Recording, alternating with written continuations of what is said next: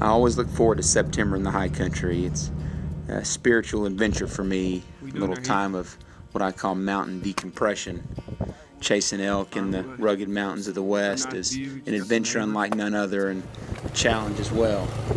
This year myself and good friends Scott Willingham, Heath McCullough, and Chris Leonard made the trip to southwestern Colorado to chase elk in the Rocky Mountains. We were fortunate to get on several bulls over the course of 7 days, living out of a backpack tent. Incredible adventure. Couldn't think of a better group of guys to share it with. This is our third year to hunt this particular unit. It's a very challenging and rough part of the mountains to hunt, with scattered high country meadows, and holds a little lower density of elk than most of Colorado does. Added to that, this year we were met with severe thunderstorms and some hailstorms early in the week, and a lot of the bull sign we were finding was a week or two old, and it took us several days to find some fresh sign, but once we did, we started getting some elk and the hunt picked up. Everybody dreams of glassing elk from a long way off in the high alpine meadows and calling to them and a lot of bugling. In all reality, it typically doesn't happen that way on public land, and this trip was no exception. We ended up having to spend a lot of time hiking the dark timber and in and out of the aspens, covered a lot of miles until finally the afternoon of the third day, Heath and I stalked into a bull's bedding area, heard him rubbing. Heath did a phenomenal job of calling this bull in, and I was able to make a good shot with the bare bow. Holy smoke! How about that right there, baby? That bear done a number on him. 2 years ago, Scott and I got on a bull.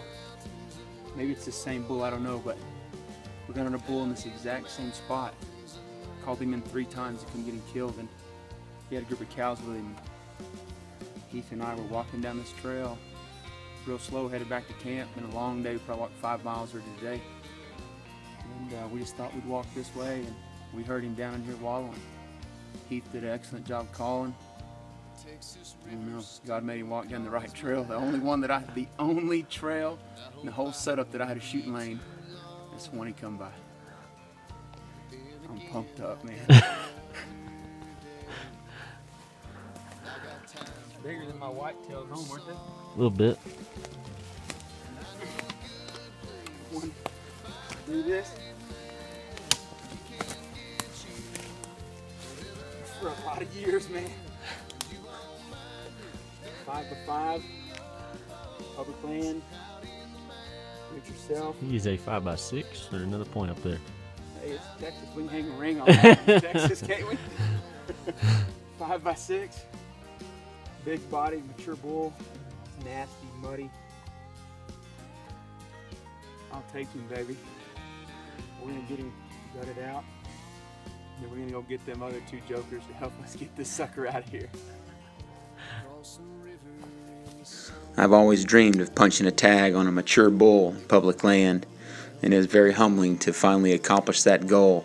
That is definitely when the work started, as we had a 3-mile pack out ahead of us. We were able to get the bull out in one load between 4 guys with our camps. Packs weighed just over 100 pounds apiece for the long trip. In all, we'd spend 7 days on the mountain this trip, and this is the only elk we harvested.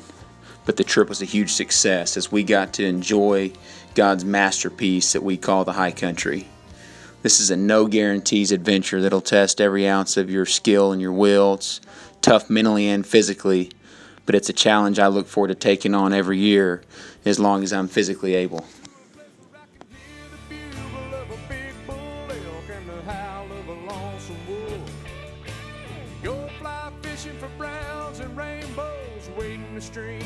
Setting the hook in the middle of the high country where there ain't nothing tame.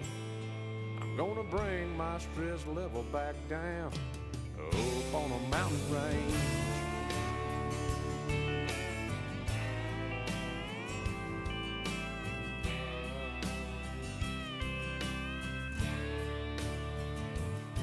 I get a peaceful, easy feeling walking through a grove of aspen trees, as a mountain wind brings a new season and changing the color of the leaves.